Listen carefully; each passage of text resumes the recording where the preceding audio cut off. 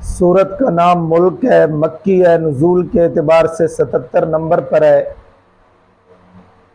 سورہ طور کے بعد اس سورہ مبارکہ میں 30 آیات اور 2 رکوع ہیں۔ دعوی سورت نفی شرک فی البرکات کہ برکتیں دینے والا صرف اللہ تبارک و تعالیٰ کی ذات پاک ہے، برکتیں دینے میں اللہ کا کوئی شریک نہیں ہے۔ دعوے کو ثابت کرنے کے لیے اللہ تبارک و تعالیٰ نے اس سورہ مبارکہ میں 11 دلائل عقلیہ پیش کیے ہیں۔ اعوذ باللہ من الشیطان الرجیم، بسم اللہ الرحمن الرحیم۔ تبارک، برکت والی ہے وہ ذات، یہ دعوی سورت ہے کہ برکات دہندہ اللہ تبارک و تعالی کی ذات پاک ہے۔ جس طرح سورۃ الفرقان میں اللہ تبارک و تعالی نے فرمایا تبارک الذی نزل الفرقان علی عبدہ،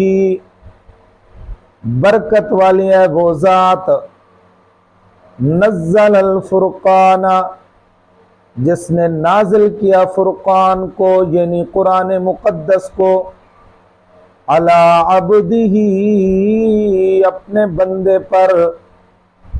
تو یہاں پر اللہ نے فرمایا تبارکا، برکت والی ہے وہ ذات، الذی بیدہ الملک، کہ جس کے قبضہ قدرت میں بادشاہی ہے۔ الذی بیدہ الملک، یہ دعوی سورت پر پہلی دلیل عقلی ہے کہ کائنات میں بادشاہی اللہ تبارک و تعالی کی ذات پاک کی ہے۔ دوسری دلیل وَهُوَ عَلَى كُلِّ شَيْءٍ قَدِيرٌ، اور وہ اللہ ہر چیز پر قادر ہے۔ تیسری دلیل الذی خلق الموت والحیات، کہ جس نے پیدا کیا موت اور زندگی کو۔ تو یہ 3 دلائل عقلیہ کہ کائنات کی بادشاہی اللہ کے قبضہ قدرت کے اندر ہے، پوری کائنات میں راج اللہ کی ذات کا ہے، پوری کائنات میں قادر مطلق اللہ کی ذات ہے۔ تیسری دلیل کہ موت اور زندگی کو اللہ نے پیدا کیا جب کائنات میں بادشاہی اللہ کی، کائنات میں قادر مطلق اللہ کی ذات، اس کائنات میں موت اور زندگی کو اللہ نے پیدا کیا، تو کیا برکات دہندہ کوئی اور ہو سکتا ہے؟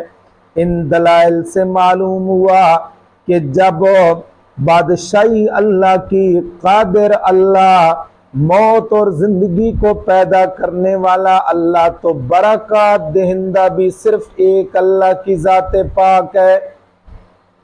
لِيَبْلُوَكُمْ، تاکہ آزمائے تم کو، جانچے تم کو، اَيُّكُمْ احسن عملا، کہ تم میں سے کون اچھا ہے باعتبار عمل کے۔ اب یہاں پر اللہ تبارک و تعالی نے فرمایا اَيُّكُمْ احسن عملا، اکثر عملا نہیں فرمایا۔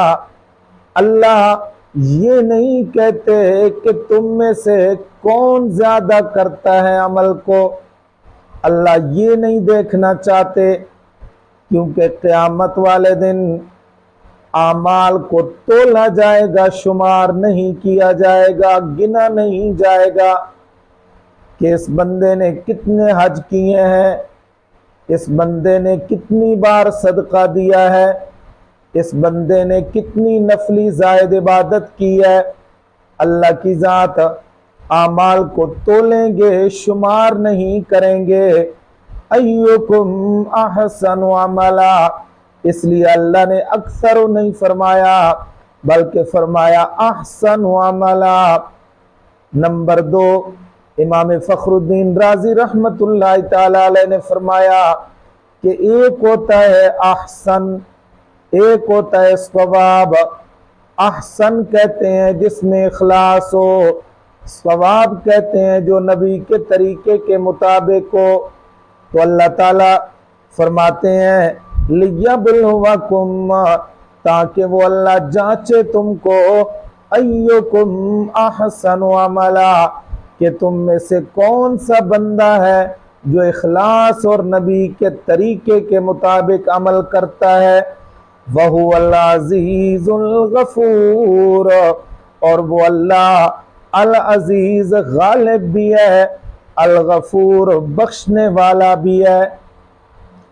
تو اب ان دو آیات کے اندر ایک تو یہ ہے کہ اللہ تعالیٰ نے پہلی آیت کریمہ کی ابتدا میں دعوی صورت کو ذکر کیا ہے، اور پھر الذی بیدہ الملک میں پہلی دلیل عقلی پیش کی، وَهُوَ عَلَىٰ كُلِّ شَيْءٍ قدیر کے اندر دوسری دلیل عقلی، اور الذی خلق الموت والحیات یہ تیسری دلیل عقلی۔